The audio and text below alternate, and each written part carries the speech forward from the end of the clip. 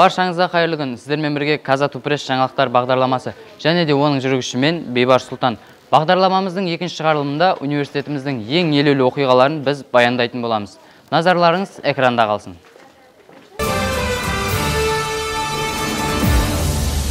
Қазанның 18-і болашаққа жаңа серпінмен деген атпен Казатудың белсенді студенттері университетіміздің ректоры Ақылбек Қажығұлымен кездесті. Кездесу барысында жастар ректорға өздерінің көкейде жүрген сауалдарын қойып, ректор тарапынан толыққанды жауап алды. Бұлайша айтқанда, ашық әңгіме түрінде өткен кездесу студенттердің көңілінен шықты.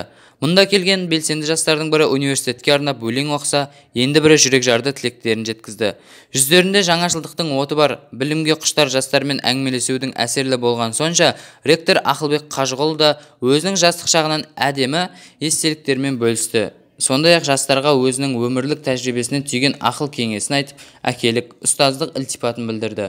Кеш соңында жастар сүйікті ректорларын ортаға алып, естелік суретке түсті. Қазанның 24 күні университетімізде Сәкен Сейфуллиннің 125 жылдығына арналған Сейфуллин оқулары, жастар, ғылым, технологиялар, жаңа идеялар мен перспективалар атты халықаралық ғылыми теориялық конференциясы өтті. Ғылыми шараның барысын тілшіміз Үкілім Молдабай баяндайды. Бағдарламаға сай, халықаралық ғылыми теориялық конференцияның ашылуы пленарлық мәжіліс түрінде болды. Оған университетіміздің басшылығы, профессорлық оқытушылық құрамы, студенттермен қатар көрші мемлекеттерден қонақтар да қатысты. Алғашқы сөзді университетіміздің ректоры Ақылбек Күшбаев бастады. Өз сөзінде жастарды ғылымға шақырып, оларға біздің университетте ғылыммен айналысуға барлық мүмкіндіктердің барын айтты. Мы должны готовить специалистов, которые в условиях производство не сам будет искать рабочие места, а сам будет организовывать рабочие места. Вот такая задача сейчас стоит. Поэтому спасибо, что сегодня вы пришли. Просьба принять активное участие, послушать и определить свое место. Кто-то уже занимается научными проектами, очень хорошо. Кто-то хочет заниматься. Сегодня вы должны понять, где вам интересно, что вы хотели бы заниматься. Вот, подключиться в эти проекты. А возможность для этого есть. 2019 жыл Қазақстан Республикасының тұңғыш президенті Нұрсұлтан Әбішұлы Назарбаевтың бастамасымен жастар жылы деп жарияланды. Осы жылдың негізгі басымдылықтарының бірі жастардың идеялары мен жобаларын жүзеге асыру, ғылым мен білім беруді дамыту, сондай-ақ жаңа қазақстандық бәсекеге қабілетті қоғам құру болып табылады. Қалыптасқан дәстүр бойынша конференция студенттердің, магистранттардың, докторанттардың және зерттеушілердің жұмыстарын қарау үшін танымал диалог алаңы болып табылады. Пленарлық мәжілістен соң конференцияға қатысушылар секциялық отырыстар бойынша жұмыс жасады. Оның барысында жас ғалымдар өз баяндамаларын оқып түрлі тақырыптарды қозғады. Солардың бірі Казатудағы ақпараттық технологиялар тобының жетекшісі Игорь Третьяков.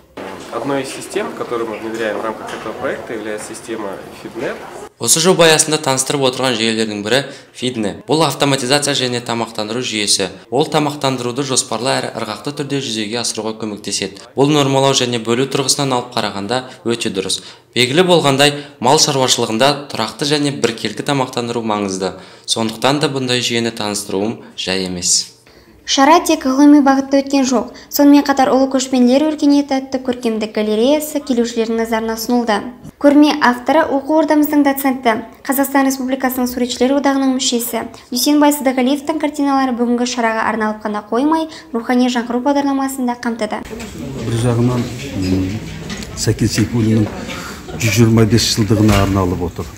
Енді бұл студенттерге бір жақсы бір не болсын дедік, символ болсын дедік. Күн соңында халықаралық ғылыми теориялық конференцияның қорытындысы жарияланды. Секцияға қатысқан жас ғалымдардың үздіктері арнайы дипломдармен марапатталды. Үкілім Молдабай, Нұрбек Тойлыбек, Нұрбек Серікбай, Казату Пресс. Университет қабырғасында академиялық ұтқырлық бағдарламасына мемлекеттік және шетелдік деңгейде қолдау көрсетілуде. Бағдарлама бойынша білім алушылар шетел асып, білімдерін жетілдіруге мүмкіндіктері зор. Бұл жайында тілшіміз әдемі айтпай баяндайды. Жыл сайын университетімізде білім көрсеткіштері жоғары студенттердің шет елдерде білім алуға мүмкіндіктері бар. Осындай елдердің қатарына Франция, Швейцария, Болгария, Германия, Бельгия сынды мемлекеттер кіреді. Соңғы 3 жылда университетімізден 200-ден астам студент тәжірибе жинақтап келді. Бұл ақпаратты көбі біле бермейтіні анық. Оқу ордамыз өз шәкірттерін білекті маман болуын бірінші кезекке қояды. Осы орайда академиялық ұтқырлық бағдарламасы таптырмайтын жоба. Бірақ бұл жоба бойынша шетелге оқуға кез келген білім алушы өте бермейді. Оның өзіндік талаптары бар. Ол үшін студенттің GPA көрсеткіші 3-33-тен кем болмау керек. Сонымен бірге шет тілін еркін меңгеруі тиіс. Екінші курстан бастап студенттер қатысады, екінші және үшінші курс. Егер архитектура ветеринарный факультет болса, он 4-ші курста болады. Сол студенттерді біз іріктеп, ол үшін бізге студенттер ең бірінші шет тілді жақсы меңгеру керек. Француз тілі, ағылшын тілі, неміс тілі болса, сонда олар жоғары деңгейге білім болу керек, оларда сертификат болу керек. Аружан Балтабай тамақ өндірісінің болашақ маманы. Бұйыртса биыл дипломын қолға алғалы отыр. Білімін өмірлік азық еткісі келетін студент үшін тәжірибе алмасудың маңызы зор. Себебі шетел мамандарының айтқаны татымды, үйреткені нәтижелі болмақ. Оқу үдерісі жалпы өте жақсы деңгейде өтті дей аламын. Себебі көбінесе практикалық сабақтарға мән берілді. Осы бағдарламаның маған ұнаған ең артықшылығы дей аламын. Ол сол барған еліңіздің тілін, дәстүрін меңгеріп, жаңа адамдармен, жаңа қалалармен танысып, ой-өрісіңді кеңейту болып табылады. Академиялық ұтқырлықтың бірнеше түрі бар. Бірі Қазақстан Республикасының білім және ғылым министрлігінің қолдауымен жүргізілетін болса, келесі Erasmus+ бағдарламасы бойынша жүзеге асады. Бұл бағдарламамен оқыған студенттерге бар жеңілдік жасалған. Жатар орны да, ішер ас та, тіпті барып келу құны да бағдарламаның жобалық есебінен төленбек. Осындай қолайлы жағдай барда білім алушының жетістіктері көп болмақ. Францияда оқып келген Заңғар Жақсылық өз алған білімі жайында бізге баяндап берді. Біз әртүрлі завод, фабрикаларға барып қарадық, экскурсия жасатты бізге, мал шаруашылығын қарадық, одан кейін басқа жерден, басқа жұмыс істейтін кісілер келіп лекция оқитын бізге. Үйренгенім көбінесе, ол адамдармен жұмыс істегенді үйретеді ол жерде. Ол жерде оқу кезінде бірінші апта лекция өтіп, үй жұмысын бергенде келесі апта дайын болып келу керексің, онда презентация жасайсың. Ол жақта дамыған мемлекет болғасын, көп зат бар. Сол көп затты осы Қазақстанда да істеуге болады деп ойлаймын. Өйткені Қазақстан қазір дамып жатқан мемлекеттердің арасына кіреді. Университетімізден жыл сайын шетелге баратын білім алушыларымыз секілді, бізге де басқа мемлекеттен ізденушілер келіп білімдерін жетілдіруде. Осы орайда академиялық ұтқырлық бағдарламасының қызметі тек білім алуды ғана қолдап қоймай, елдер арасындағы достықты нығайта түсетіні сөзсіз. Аталмыш бағдарлама бойынша оқимын деушілер университеттің бас ғимаратындағы 13-10 кабинетінде орналасқан халықаралық бөліміне хабарласа алады. Әдем Айтбай, Елзат Әділ, Нұрбек Тойылбек, Қазату пресс. Сәкен Сейфуллин атындағы Қазақ агротехникалық университетінде сүт өнімдерін қайта өңдейтін өндірістік тәжірибелік цех орналасқан. Оқу орнымыздың студенттері өндірістік тәжірибелерін осы жерде атқарады. Нұрсұлтан Ботбаев толығырақ. 2016 жылы желтоқсанда Қазатудың тамақ және қайта өңдеу өндірістік технологиясының кафедрасы жанынан сүт өнімдері өндіретін тәжірибелік өндірістік цехы ашылды. Бүгінгі таңда сүт цехының жұмысы алға басып, айран, қаймақ, ірімшік секілді өнімдерді шығарып келеді. Осы жерде университет студенттерінің тәжірибелерін жинақтап, табиғи, таза өнімді дайындауды үйренеді. Сүт цехы 3 жылдан астам уақыт бойы жұмыс істеп келеді. Сүт цехындағылардың әрқайсысы өз ісінің шебері. Солардың бірі Бекжан Қалемшарифқызы. Білікті маманның университет қабырғасындағы жалпы еңбек өтілі 27 жыл. Ал 2017 жылдан бастап аталмыш сүт цехында сүт және сүт өнімдерінің инженер-технологы болып жұмыс істейді. Оған қоса студенттерге тәжірибелік сабақ беріп келеді. Сүт тағамдарының өңдеу үрдісі жайлы өзінен сұрап білдік. Бұл цехта негізінде сүт өнімдерінің барлық түрлерін өңдей аламыз. Ең алдымен біз сүтті қабылдаймыз, қабылдаған соң нормалдау процестер жүреді. Бұл нормалдау процестер дегеніміз сүтті қалыпқа келтіреміз. Мысалы 3-2%, 2-5% сүтті жасаймыз, 5% қуырығын соған келтіріп нормалдап алған соң осы аппаратураларға қайнатамыз. Алда сепаратор бар. Аталмыш цехта құрт, қызыл ірімшік, сүзбе сынды ұлттық өнімдердің 10-нан астам түрі өндіріледі. Күніне 500 литр сүт қайта өңдеуге жіберіледі. Мамандар ең алдымен шикі сүтті арнайы құрылғы арқылы нормалдау үрдісінен өткізеді. Содан соң оны қалыпқа келтіріп, еш қоспасыз табиғи азық дайындайды. Ұйыған айранды екі түрлі әдіспен жасаймыз. Біріншісі резервуарный способ дейміз, екіншісі термостаттық әдіс дейміз. Термостат десе алдымен ыдыстарға құйып аламыз, өйткені қосқан соң. Сонан кейін барып термостатқа қоямыз. Ал резервуар болса, алдыменен нормалдап алған соң, ұйытқыны қосып, осы резервуарлардан үйтіп аламыз. Үйтіп алған соң, салқындатып, сонан кейін ғана барып, осылай кішкентай ыдыстарға құйып, саудаға жібереміз. Құйылған айранды салқындатып, сонан кейін сатылымға жіберіп. Сүт өнімдерін қайта өңдейтін өндірістік тәжірибелік цехында өз білімдерін шыңдап, тәжірибелерін дамытып жүрген студенттердің саны жылдан жылға артып келеді. Техникалық факультеттің 4-ші курс студенті Сымбат Имаш өз ісінің білгірі болуға дайындалып жүр.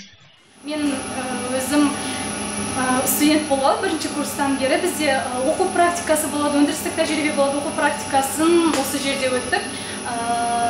Ал өндірістік тәжірибені де осында өттік.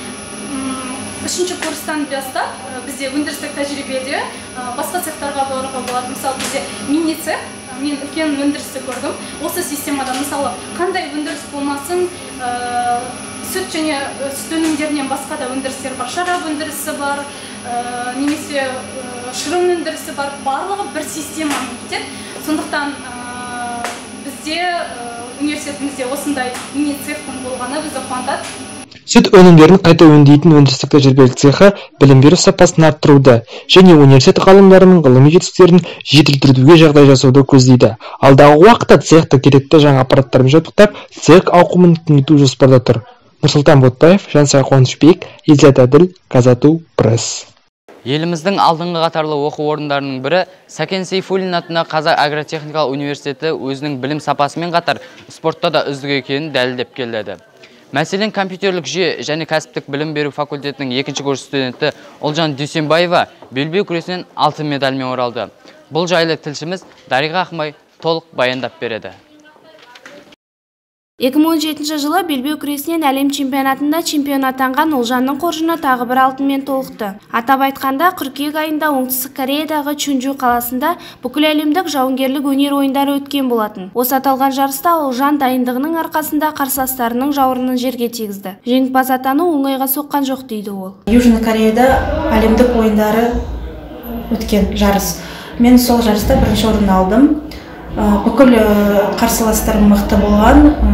Финалда мен қырғыз қызымен шықтым, кездестім. Оны жеңдім, сонымен мен чемпион атандым. Сол ең маңызды жарыс болған. Спортты дзюдо күресінен бастап өзін самбо, реплинг, джиу-джитсу, тіпті қазақша күресте де сынап көрген балуан қызымыз бүгінде Қазақстан белбеу күресшілерінің үздігі саналады. Бұл жетістік жылдар бойғы төккен тер мен тәжірибенің жемісі екенін жеткізеді Олжанның жеке бапкері Ерлан Сатпаев. Олжан екеуміз көп жарысқа бардық, көп турнирларға бардық. Қазақстан чемпионатында, Азия ойындарында, біраз шетелде болдық. Олжан спортшы ретінде жақсы, дайындығы жақсы, сабақ жағынан оқуы да жақсы, адамгершілігі де жақсы. Олжандай оқушылар енді көп деп айта алмаймын. Спорт шебері Олжан Дүйсенбаева қазіргі таңдағы ең үлкен жоспарым кезекті әлем чемпионатының тұғырынан көріну дейді. Қазан қаласында өтетін бұл жарысқа спортшымыз қызу дайындалуда. Бұл сапардың да олжалы боларына сеніміміз мол. Дариға Ақынбай, Иззат Әділ, Казату пресс. Бүгінгі айтарымыз осы, келесі кездескенше қош, сау болыңыздар.